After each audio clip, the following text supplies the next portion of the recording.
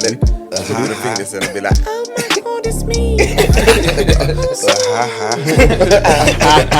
Good morning.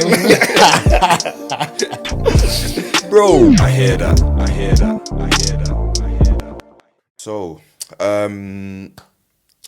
yeah, lockdown part 2. I know. We're here. We're in the middle of it at the moment. And Babylon.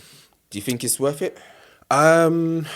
It's difficult because we are halfway now through this second lockdown, which is meant to end on December 2nd. It automatically ends on December 2nd. That's like legislation wise. Yeah, it will automatically end. But then we go back into a tier system.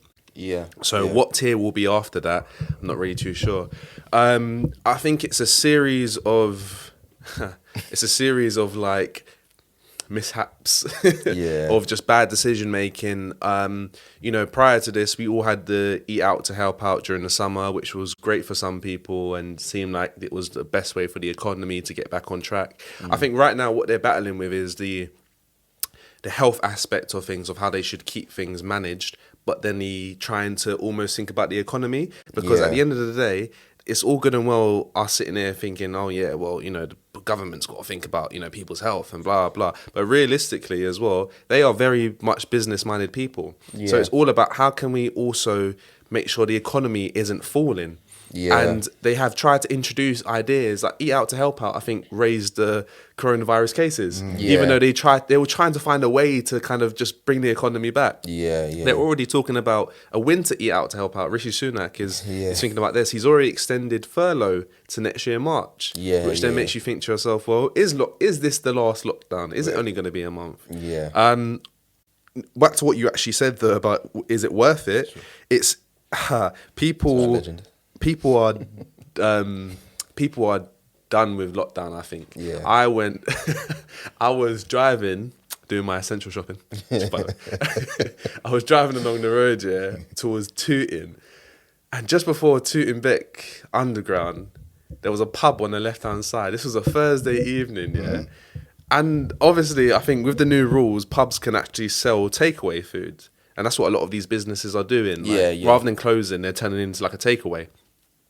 So the pub's got like the big doors open, like, they're big windows when it's like summer, and they're selling food and drink out the windows. They're selling pints out the windows, and we've got all the lads just chilling around there in groups of 3 and 4, standing outside the pubs. Like on a Friday in like Central sometimes, you've got the business people standing outside a pub somewhere. They're doing, they're doing all of that. And it's meant to be only meeting one other person at the moment.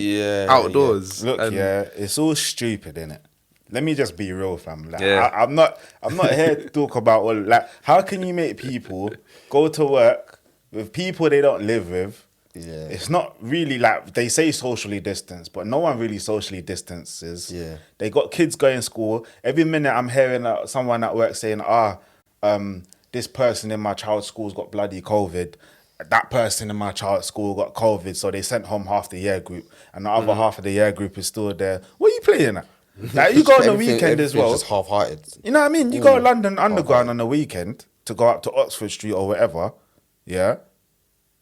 You would never believe we're in a pandemic. Man. Well, this is what I was saying, because it's stupid. I was driving yesterday and I was just thinking, how have we still got a rush hour traffic? Bruv, still got rush hour traffic in the pandemic. No, the reason why we got rush hour is because they've made everything one way. They locked off all the bloody roads. Locked off all the back No, but even still, because like I went out, obviously essential shopping. I went out to go and I ain't saying essential shopping, fam. I'm out here. That's out on road, fam. Out on road. But no, I hear that, fam. But like I went out about 1 p.m. and it was like just cars on the road, but it's whatever, innit? But then I had to go out again about 5, and like. Everywhere just seems open. Everywhere just seems accessible. It's like it's not like the first lockdown which I loved, because when I was going to work, I was getting there in less time than Waze was telling me in that.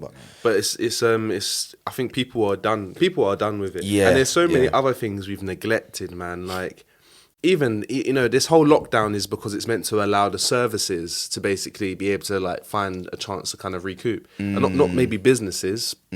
Per se, but it's you know, even like the hospitals at the moment, we're all talking about COVID, but there's a whole heap of other cancer, this and that, and people, their appointments are being pushed back. GPs are the worst at the moment. You can't even get an appointment there. So it's there's so many different things, and all of these shops are capitalizing on this lockdown. So for example, so I was just gonna say something, but I thought I was gonna land myself in it. But I was just gonna say that before, when I have in the past, asked for a doctor's certificate. Yeah. They haven't even seen me. They just give it to me. Like, but hey, that was before. But again, even I can let you know, even at work, one part of my job is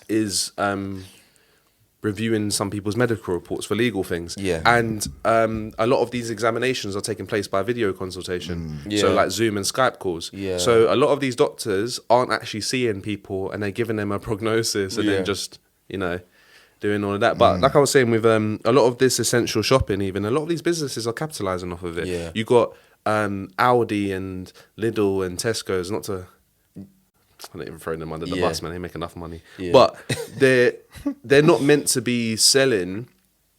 A lot of small businesses are complaining at the moment because if you're a small business that sells toys, for kids or whatever, and you can't be open because you're not classed as essential, Tesco's and Aldi and all of these lot, they're stocking their shelves high with kids toys at the moment. And so it's forcing people to essentially do their essential shopping for their food and whatever, and then they're grabbing all their Christmas stuff from there as well. Yeah. So they're capitalizing off of all the fact that all these small businesses can't be open to do what they normally do. It's mad, isn't it? But this is it's the game. It's sink or swim, fam. Innovation now. You got to think of new ways to market your own business. I heard that.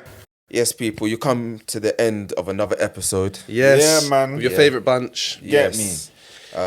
You know, I hope you're taking everything that we said, along with like light-hearted banter as well. But everything we talk about is serious. Well, not serious everything, but most people. But it's important things. And if you've got anything you want to, you know, add to what we said, you know, just DM us. DM us. Yeah, we DM your dilemmas as well, man. Yeah, man. Missed them this week still. Come on. Get me. You ain't got Dilemma Dan on this week, but you know what? He's back soon. He's lingering for me. He's back soon. I'm waiting for your dilemmas. Yours. So I can help you. Lovely. But yeah, man, we out. We out, baby. So just hold on. So actually, I'll do it. Clap. Bro, I beg you something, bro. Am I moving mad? Yeah. You trying to run it down? No,